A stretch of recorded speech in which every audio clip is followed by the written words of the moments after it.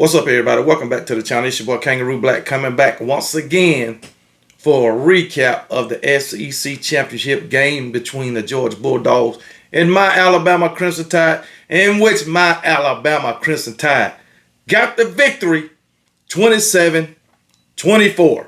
My prediction for this game was 31-24, I believe. So Georgia did get the 24.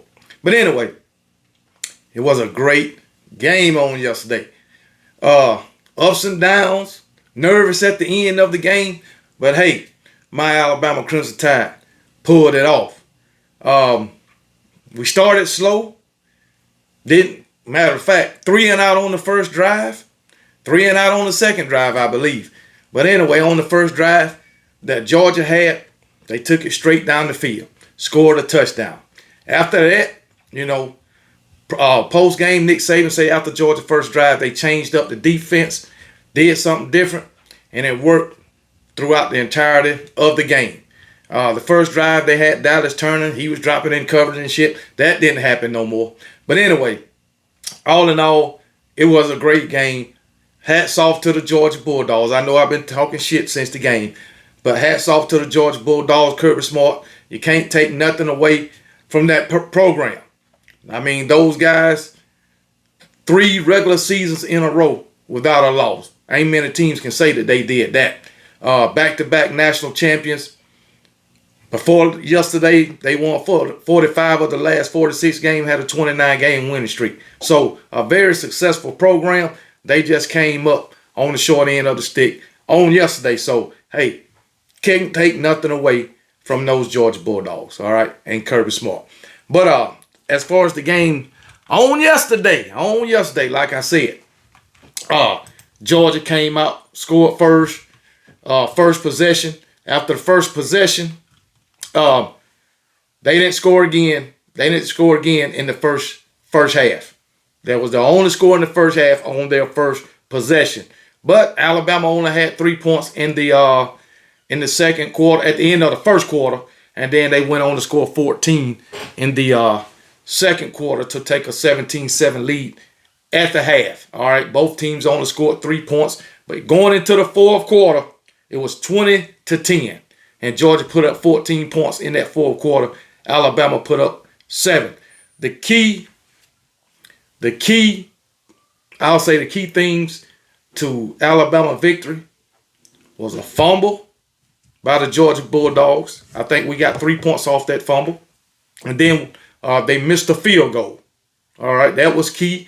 And then at the end of the game, those 2 runs by Jalen Milroe. So I was watching Nick Saban on the college football final last night. He said they've been saving those 2 plays. That first run play, the second to the last run play from Jalen Milroe, he said they hadn't ran that all season. All right, but he saw in the Georgia Tech game last week that they had problems with it. And that second run to seal the game by Milroe, they ran that one time all season. I've seen when they ran it before, but they only ran that play one time all season, and both of them worked to perfection. One thing about it, on that last run, Jalen fumbled the ball, but it bounced right back up in his stomach, and I was glad of that because I didn't want to see Georgia get the ball back, and that is a fact.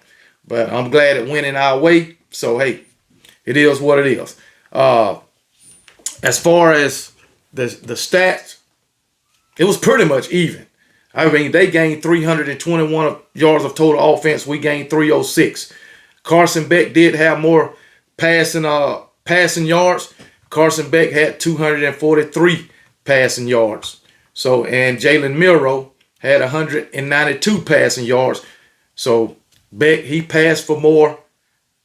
He had 243, but 0 touchdowns. Jalen Milroe had 192 and 2 touchdowns. That's why I was saying to those Georgia fans, that Carson Beck, he got probably over 1,000 yards more passing than Jalen Milroe, but 1 more touchdown. And now Jalen Milroe has passed for more touchdowns than Carson Beck. Only 1 more. Carson Beck got 22 passing touchdowns this season.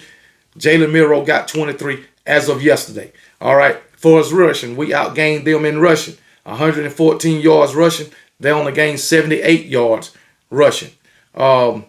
We held Georgia to one of their lowest outputs of the season as far as offensive stats. So good for our defense. So hey, it is what it is, man.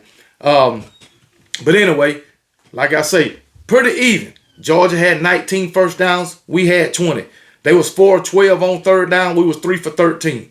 Both of us converted on fourth down conversions. Both of us was 2 of 2. They had 60 plays. We had 64. They punt 4 times. We punt 5 times. The difference, they had a turnover. They had a turnover and a missed field goal. Also, 5 penalties for 56 yards for Georgia. 3 penalties for 36 yards for us. All right. As far as Georgia's run game, Kendall Milton, 13 carries, 42 yards and 2 touchdowns. Deshaun Edwards, 10 carries, 38 yards, 0 touchdown. And Carson Beck ran for a touchdown also. And the good thing about what I like about our defense, we didn't let their star players get off. Brock Bowers, Ladd McConkey, even though those 2 guys got some nagging injuries. Ladd McConkey, he was limping yesterday. It was noticeable. But we didn't let those 2 guys go off. Brock Bowers, 5 catches for 53 yards, 0 touchdown. Ladd McConkey, 3 catches, 38 yards, 0 touchdown. Arian Smith, he caught the long pass in which Jalen Key should have been over there. But anyway, Arian Smith, 1 catch for 50 yards. And Rosemary Jack Saint, 3 catches, 30 yards.